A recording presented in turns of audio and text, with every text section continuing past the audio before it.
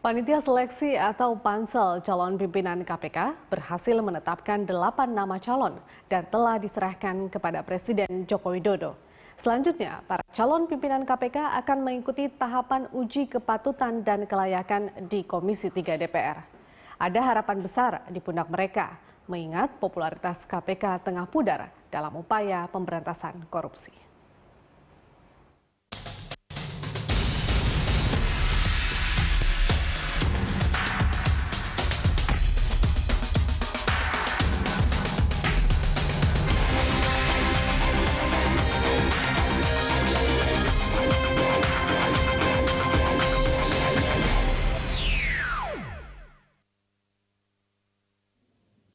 Sembilan Srikandi Panitia Seleksi Calon Pimpinan KPK telah merampungkan tugas penjaringan dan penyeleksian calon pimpinan KPK periode 2015-2019. Mereka berhasil menjaring 19 nama calon pimpinan KPK yang sudah menjalani tes wawancara terbuka dari tanggal 24 sampai 26 Agustus 2015. Dari jumlah tersebut, Panitia seleksi menetapkan 8 orang calon pimpinan KPK.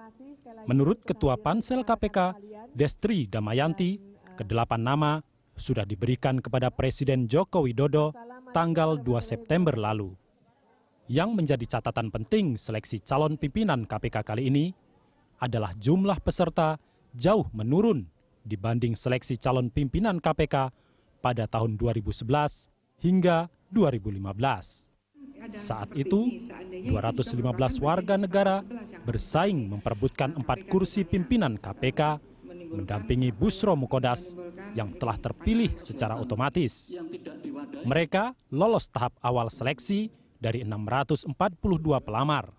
Sementara pada 3 Juli 2015, Pansel Capim KPK meloloskan 194 calon dari 611 pelamar.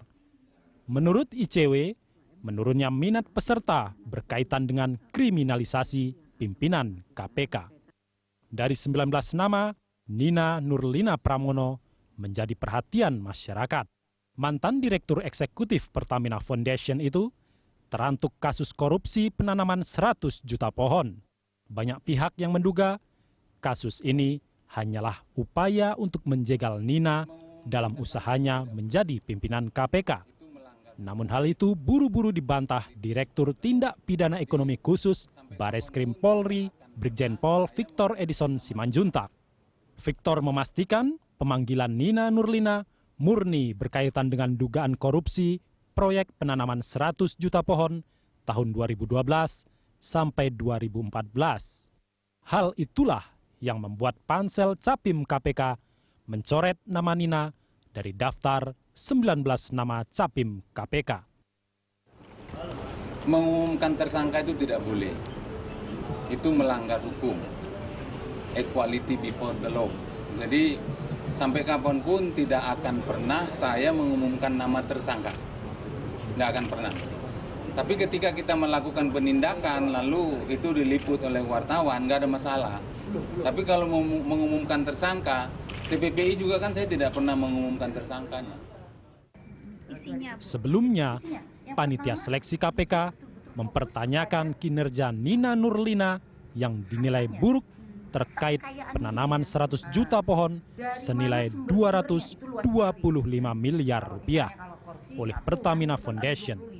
Nina pun telah mengkonfirmasi program penanaman dihentikan akibat rumitnya bekerja dengan relawan maupun verifikator. Hal ini berdampak pada penggunaan uang dan meminta agar Pansel mengkonfirmasi kepada pihak Pertamina. Hari ini saya melaporkan dan itu merupakan titik awal posisi saya ditugaskan di Pertamina ya. Saya kira. Oh, nanti itu ada di datanya di sana ya. Tepat 2 September, Panitia Seleksi Pimpinan KPK menyerahkan 8 nama calon pimpinan KPK kepada Presiden Joko Widodo di Istana Kepresidenan Jakarta. Calon pimpinan KPK terpilih ini akan mengikuti fit and proper test di DPR RI. Mereka telah mengikuti rangkaian proses seleksi sejak 5 Juni 2015. Pansel KPK memilih 8 dari 19 nama yang mengikuti seleksi akhir wawancara terbuka menjadi kandidat pimpinan KPK. Seleksi pansel ini berbeda dengan tahun sebelumnya karena menghasilkan 4 kategori kompetensi, yakni calon pimpinan KPK bidang pencegahan, bidang penindakan, bidang manajemen, serta bidang supervisi, koordinasi, dan monitoring. Salah satu dari 8 nama yang terpilih, terdapat nama PLT pimpinan KPK saat ini, Johan Budi. 8 calon pimpinan KPK tersebut adalah ini dibagi menjadi 4 yang berkaitan dengan pencegahan, yang berkaitan dengan penindakan, yang berkaitan dengan manajemen, dan yang berkaitan dengan supervisi, koordinasi, dan monitoring. Sehingga kita harapkan pimpinan KPK depan ada kombinasi dari 4 hal yang bisa sampaikan. Pencegahan, yang pertama, Bapak Saud Situmorang, ini staf ahli Kepala BIN. Yang kedua, Bapak Surya Chandra, ini Direktur Trade Union Right Center dan dosen Fakultas Hukum Unika Atmajaya. Untuk penindakan, yang pertama Bapak Alexander Marwata, ini Hakim ad hoc Tipikor Pengadilan Negeri Jakarta Pusat. Dan yang kedua Ibu Basaria Panjaitan, ini Jaswara Madya Inti Polri. Kemudian manajemen, yang pertama ini Bapak Agus Raharjo, ini mantan Kepala LKPP, Lembaga Kebijakan Pengadaan Barang dan Jasa Pemerintah. Yang kedua Bapak Sujanarko, Direktur Pembinaan Jaringan Kerjasama Antar Komisi dan Instansi KPK. Kemudian untuk supervisi, koordinasi, monitoring, Bapak Johan Budi Santoso Prabowo, PLT pimpinan KPK. Dan yang kedua Bapak Laude Muhammad Sarif, beliau adalah Rektor Fakultas Hukum Universitas Hasanuddin yang Senior Advisor Partnership for Governance Reform in Indonesia. Jadi itu 8 nama yang bisa saya sampaikan. Saya ulangi lagi: Bapak Saud Situmorang, Bapak Surya Chandra, Bapak Alexander Marwata, Ibu Basaria Panjaitan, Bapak Agus Raharjo.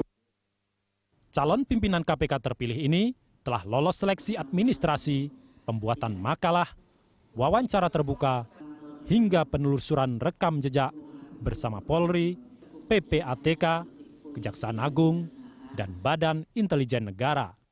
8 nama ini akan diserahkan Presiden kepada DPR RI untuk mengikuti uji kelayakan dan kepatutan di Komisi 3.